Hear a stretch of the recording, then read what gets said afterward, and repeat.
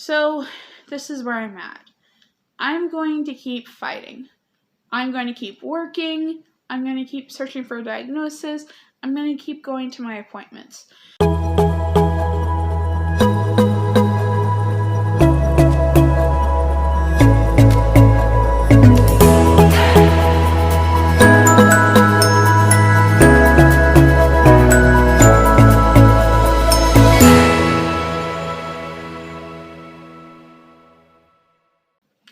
Why, hello everyone. Here I am filming another sit-down video because I keep forgetting halfway through the day that I was vlogging, and that's definitely what happened today.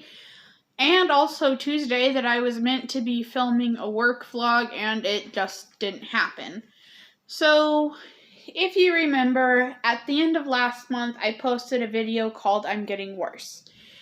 And that video was specifically about my stomach issues getting worse because I was in the middle of a really bad flare-up the week after Christmas.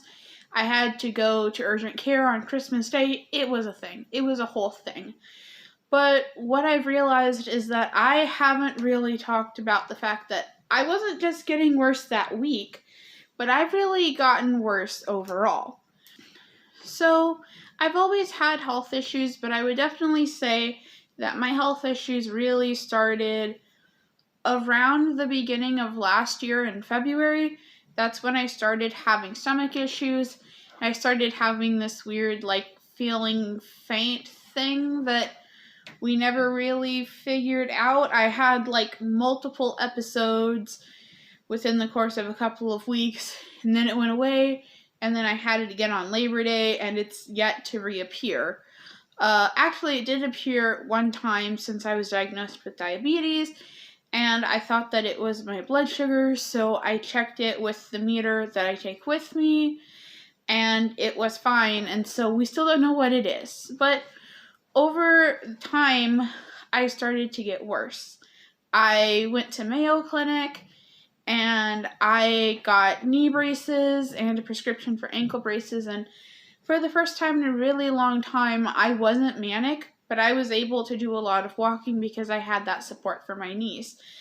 And then about a month and a half later, I got glasses, and I also got ankle braces. I was able to afford them because they were like $500. And so they were helping me, but I realized around the time that I got my glasses and my ankle braces that I was actually getting worse. The reason for that is that I was reporting on a criminal case. It was the first time that I had been in court all day since November of 2019, so it had been about 18 months. And I found myself having a hard time paying attention in court. Now, I think that there's a lot of people that if they actually had to sit in court, not like court TV where people come on and talk, but literally just sitting in court listening, it can be really easy at times, it can be really hard at times, but for me, normally I really like it. Even though this is the, fifth time that I have heard the ballistics guy, the exact same ballistics guy, by the way, this is the 8th time I have heard him explain what shell casings are. I still enjoy it. I still think it's interesting. But what I found was that I was too tired when I went home to write articles, so I was writing articles while I was in court, and I found that writing articles while I was in court and also taking notes while I was in court was good because I was able to come home and rest and not have to add an additional 4 hours to my day. But it was bad because I really wasn't able to rest. When I was in court, my brain was constantly going. I had to force myself to take a lunch break. Actually, one of the times I was supposed to be allowed to stay in the courtroom, and then all of a sudden, court security came in and escorted me out because there was evidence in the room. But I think that was the moment where I really realized that I am not the same that I was 18 months ago. I have a lot more fatigue than I did 18 months ago. I have a lot harder time leaving the house 18 months ago. 18 months ago, I got into an argument with a friend of mine, and I would drive around town for hours listening to country music because that calmed me. But there was a day just a couple months ago where I had gotten the time mixed up on something and I was an hour early, so I was going to take that loop around town, but I found that taking that loop made me hurt, All of a sudden, I'm having wrist pain and elbow pain and shoulder pain and back pain, and these are all pains that I never really had before.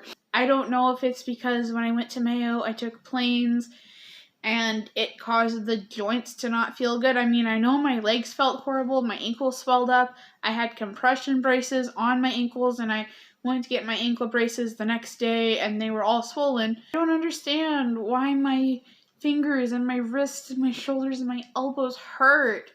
I've had to switch from my really great typing style where I could type with my eyes closed to having to dictate my articles because it's too much for me to type all day. I take notes on my computer, but I don't think I could take notes by hand anymore. I mean, the first criminal trial that I covered, I did. I took notes by hand for the entire trial. The second trial I covered, I took notes via smartphone for the entire trial. And the previous times where I was covering court, I was sitting in these really uncomfortable church pews that had absolutely no padding, and they would hurt, and I would move all around because I was trying to alleviate the hurt. But this time I was sitting at a desk in a padded chair. I had no concern that my technology was going to die. I was able to work on my computer, and even though I can take notes at like a fair rate on my smartphone, I can almost transcribe word for word with my computer, and yet I was still so tired at the end of each day. It was just a lot for me, but it's hard to give that up. It's really hard to admit to yourself of, yes, I'm getting worse.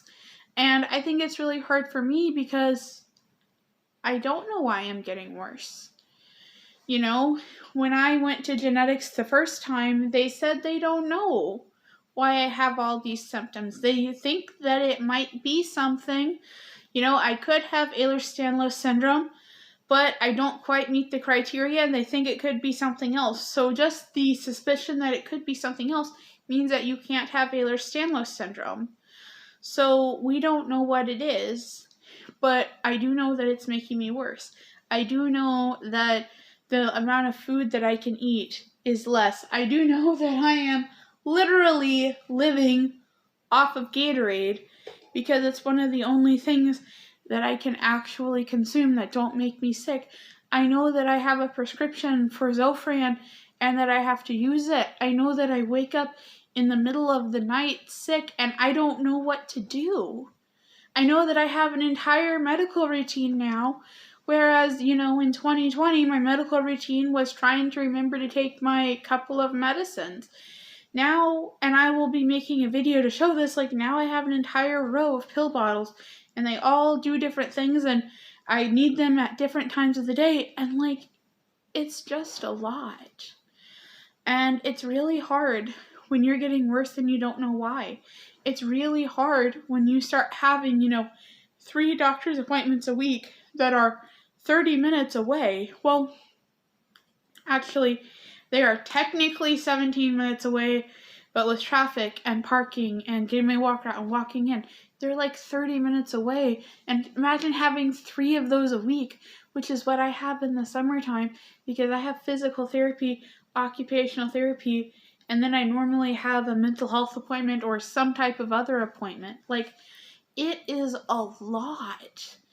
And it's hard. And I feel like I have this extra full-time job of taking care of my body, of trying to track my symptoms because I always get asked about it and I can never remember. I'm trying to do all of my medical routines, remembering to do them. I think almost every single day this week I've woken up and I've gotten 3 ounces of Gatorade in my system before I remembered that I didn't check my blood sugar. It's a lot. It's stressful to get worse. It's stressful to have all of these new routines. So this is where I'm at. I'm going to keep fighting. I'm going to keep working. I'm going to keep searching for a diagnosis. I'm going to keep going to my appointments. I am working on a list of symptoms that I want to get checked out. So at the very top of my list is my stomach issues. I know that probably my joints and all of that should be at the top of my list, but when I literally can only eat mashed potatoes and toast and everything else makes me sick, I think that it's not hard to see what the correct answer is. Next, I'm going to be focusing on whatever is wrong with my joints, my connective tissue, all of that stuff. And kind of a subcategory under that is trying to figure out what the heck is going on with my wheelchair. I don't even know what they're ordering. My apartment complex just got bought by a new person, and it had been okayed by my old landlord that they were going to build a ramp up to my apartment building so that I can get my wheelchair in, but like, does the new guy know that? Like, what is the timeline for that on the new guy?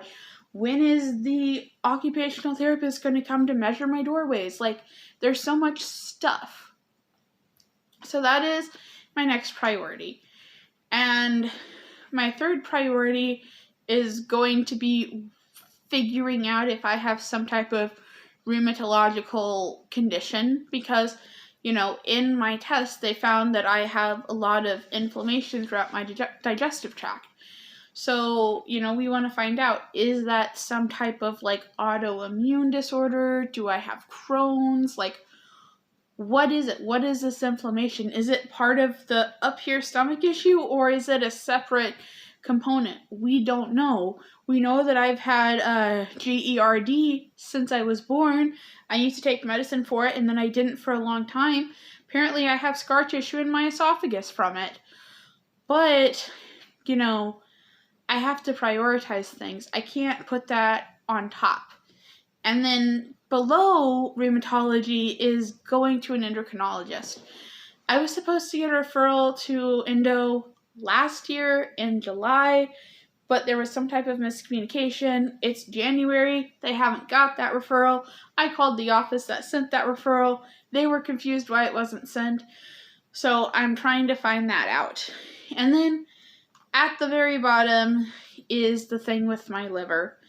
The reason why the thing with my liver is at the bottom is because my numbers that were concerning have dropped substantially. One of my tests for my enzymes was 3 times the normal limit. One was 4 times the normal limit. But I ended up having to go to the emergency room on Monday. Today's Friday. And so it's been about 3 weeks since my surgery, and already the one that was 3 times the normal has dropped to being 2 points above normal, and the one that was 4 times normal is now only 15 points above normal. I'm supposed to be getting routine blood work done next week on Friday, and I would be interested to see if those levels have fallen back into normal range. It doesn't mean that my liver thing is gone, but it just means that it's not as severe and pressing as we thought it was in the beginning. So that's where I'm at. That's where I'm at with my health, and that's how I feel about getting worse. One more thing I want to add. I used to be someone that loved to travel. In the back of my mind, I always had this trip that I was going to go on whenever I got a huge sum of money. This was going to be my trip. I was going to go. I was going to have fun. It was going to be great. But that's not really reality for me anymore.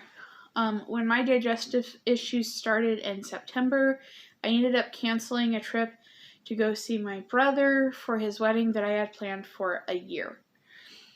I didn't get to go home and see my parents because I had used all of my time off having days off because I was sick, because I couldn't work 5 days a week. I was working 3 days a week. And it's really hard when you're that sick. And now I have a conference that I want to go to in Des Moines, but I don't know if that's a good idea. I joked to my boss. I said, well, it's me. I'm going to walk up on stage and then promptly have a seizure. And just kind of this idea that my health is so unpredictable. You know, all of a sudden on Monday at 2 o'clock, I had to go to the emergency room, and I was there until like 8 o'clock. Like, my health is so unpredictable. I was supposed to have, 2 chances to go to Des Moines next month, and I'm not going to be able to do either. And it really sucks. Like, I don't like it. I want to go to Des Moines. I've only been to Des Moines once, and I was only there for like 3 or 4 hours. I want to be there. I want to have a vacation, but the thing is, my health is not going to give me a vacation. And here, where I am here, all of my doctors are in one health system except for my doctors at the university, but they send the paperwork back here. So whatever is going on, they're going to be able to see it. They're going to be able to see my surgical records, the medicines that I'm on and that I've been on, things that have worked, things that didn't work, test results, treatments, all of those things they're going to be able to see. But if I go to Des Moines, maybe if I got sick, I would be able to go to the university clinic, but I don't even know if the university clinic has an emergency room or if it's just a whole bunch of specialists so that people in Des Moines don't have to go to Iowa City. I don't know. And so, it's like, what am I going to do if I have a medical emergency all of a sudden and I have to go to an emergency room that they don't know me, they don't know my conditions, they don't know my medications, don't know my diagnoses, know nothing about these diagnoses. Like, what am I going to do? And so that's it. I'm not going. And like I said, it's really tough.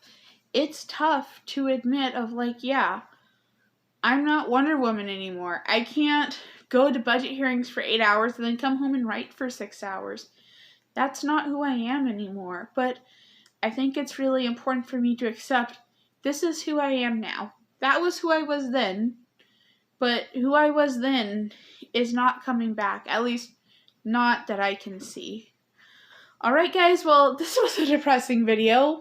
But I thought it was important to come on here and make this video. Maybe some of you guys related. Maybe I was just completely talking something you didn't know. I don't know, but I hope you enjoyed this video, and I'll see you in the next one.